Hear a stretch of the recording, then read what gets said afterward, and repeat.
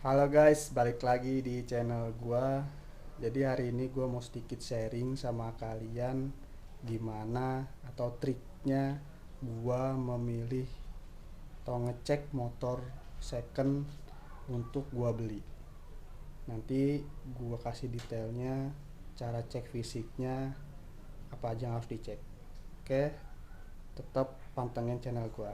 Yang pertama harus kalian siapkan adalah kalian harus prepare atau mengetahui range harga motor incaran kalian. Mau motor Vario atau Beat, kalian harus tahu pasarannya berapa nih. Ya untuk tahun 2018, 2019 atau 2020 itu kalian harus tahu range harganya berapa. Sehingga ketika kalian nanti negosiasi sama penjualnya, kalian bisa dapat harga yang terbaik. Itu yang pertama. Nah, yang kedua, ketika kalian udah memutuskan untuk ngecek unit motornya, yang paling pertama memastikan surat-suratnya lengkap atau enggak. Ketika surat-suratnya lengkap, lalu kalian cek lagi apakah nomor rangka dan nomor mesinnya antara surat-surat dan fisiknya itu sama. Ya, kalau untuk nomor rangkanya kalian bisa cek di sini, di dalam joknya guys. Nah ini nomor rangkanya.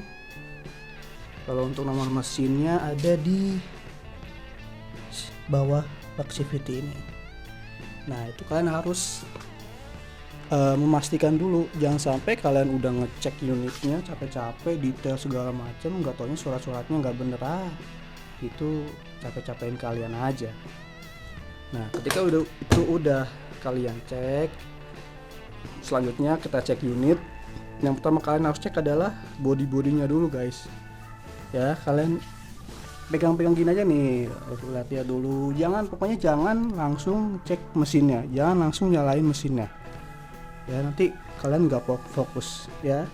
Cek dulu aja nih apakah nih bekas nabrak atau misalnya catnya bekas di repaint, ya kan. Apakah ada baret-baret yang dalam, kan cek juga nih mikanya nih apakah pernah patah atau retak, ya kan. Ininya sennya cek dulu aja santai, jangan dulu nyalain mesin, ya kan. Kalau ada baret-baret dikit ya wajar. Cek dulu mika depannya apakah masih bagus, ya kan. Nah ketika misalnya ini bodinya sudah aman, sudah sesuai, ya kan, lalu yang kalian harus cek adalah shocknya. Nih lihat dulu apakah ada bocor shocknya nih, di sini nih ada bocor oli apa enggak, shock belakangnya. Lalu shock depannya nih, kalau ini kan aman nih, nggak ada bekas oli ya, tandanya nggak bocor nih.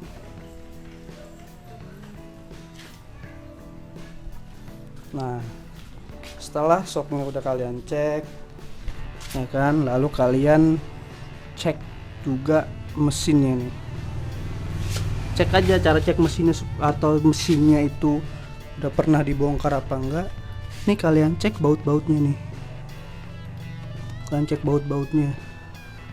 Kalau baut-bautnya bekas ada lecet-lecet ya,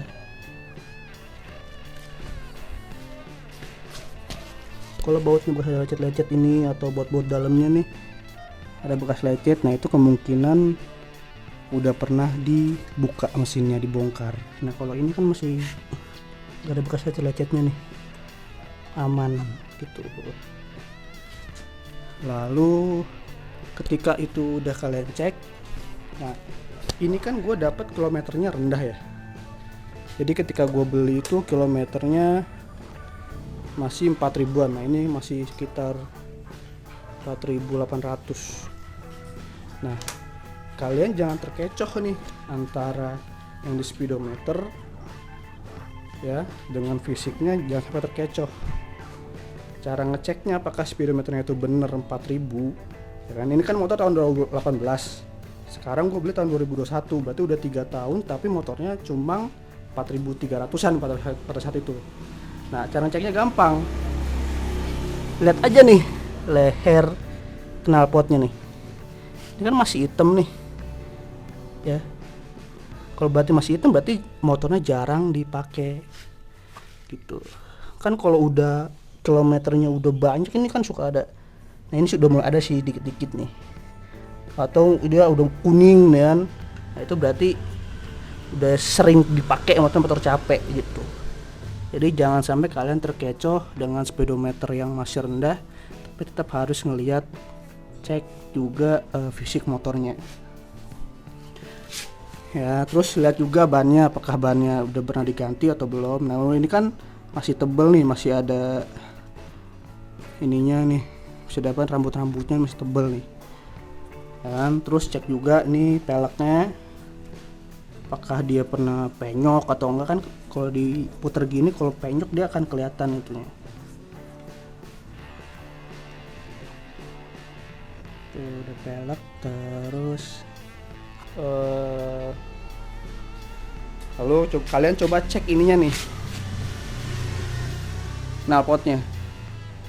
Knalpot yang normal itu dia lurus kayak gini. Kalau misalnya dia agak menonjol ke sisi kanan ini, sisi kanan sini nih, itu ada kemungkinan dia bekas ditabrak dari dalam sini gitu. Atau kalau misalnya dia menonjol ke sini, berarti bisa ada kemungkinan dia ditabrak dari arah sini. Nah, kalau ini kan lurus nih, sesuai gitu. Dan juga kalian perhatikan ininya nih, si ini harus rata dengan tengah-tengahnya. Artinya dia nggak pernah ketabrak. Ya, gitu. Terus cek juga ya kayak detail ininya, apa, spionnya. Nah, kalau ini spionnya masih original. Kenapa gue bilang original? Karena dia kacanya itu fokus. Biasanya kalau yang bekas atau bukan yang bekas tapi yang KW, dia nggak fokus nih. Dia nggak fokus. Terus cek rem-remnya juga, apakah kombi brake-nya bermasalah apa enggak, ya kan. Untuk ngecek full pump-nya masih normal atau enggak, jadi kalian bisa coba nyalain aja dulu. Nyalain, kalau misalnya sini bunyi gitu, dia berarti masih normal. Coba nyalain ya, kalian bisa dengerin. Nah, itu kan ada bunyi tuh. Nah, itu berarti full pump-nya masih normal. Tapi kalau suaranya udah nah itu dipertanyakan tuh, full pump berarti ada bermasalah gitu. Nah, dan juga kalian harus cek adalah komstirnya nih. Kalau misalnya ini kan enteng nih, berarti komstirnya masih normal. Kalau misalnya keras, bisa jadi komstirnya kena atau dia bisa pernah jatuh tuh. Terus kalau untuk cek bekas banjir apa enggak, kalian cek aja dari sininya nih. Nih, dia ada bekas karat apa enggak. Oh, ini kan aman nih. Ini bahkan masih ada kayak stabilo lagi, berarti kan masih bagus. Tuh. Kalau dia bekas banjir, ini dia ada bekas karatnya di sini nih. Tuh, di sininya ada bekas karatnya. Ini kan masih rapih. Selangnya juga masih pada rapi. Nah, setelah itu kalian cek, terus baru kalian cek kelistrikannya. Ya, nyalain dulu.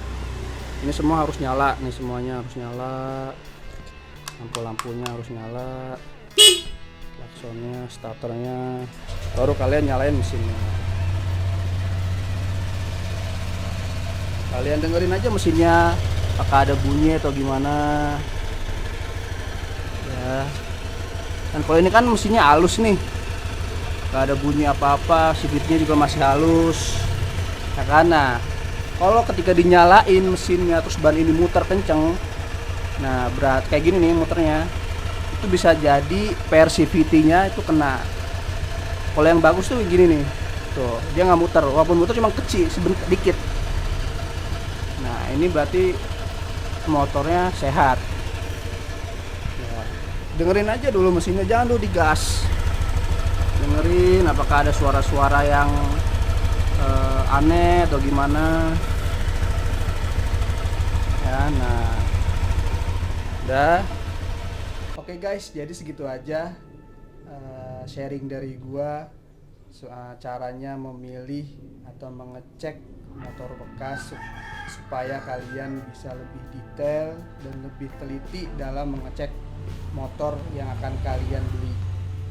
Sedikit rangkuman ya, yang pertama yang kalian harus pastikan adalah range harganya ya kan, kalian harus tahu range harganya itu antara kisaran berapa. Yang kedua adalah harus memastikan surat-suratnya lengkap dan juga sesuai dengan fisik motornya, yaitu nomor rangka dan nomor mesinnya. Jangan sampai kalian udah ngecek sampai detail, sampai segala macem, udah melakukan negosiasi, nggak tahu ini surat-suratnya nggak bener atau nggak sesuai lah dengan fisik motornya. Yang ketiga baru kalian melakukan cek fisik motornya dari body-bodinya, kaki-kakinya, kelistrikannya, kan baut-bautnya, detailnya. Jangan sampai kalian beli motor salah-salan. Terus kalian juga jangan sampai ketipu dengan speedometer yang rendah. Kan kalian tetap harus melakukan pengecekan fisiknya yang tadi gue udah kasih tahu caranya gimana. Oke, segitu aja dari gue, semoga bermanfaat. Tetap pantengin channel gue, jangan lupa subscribe, like, comment, dan share. Oke, thank you.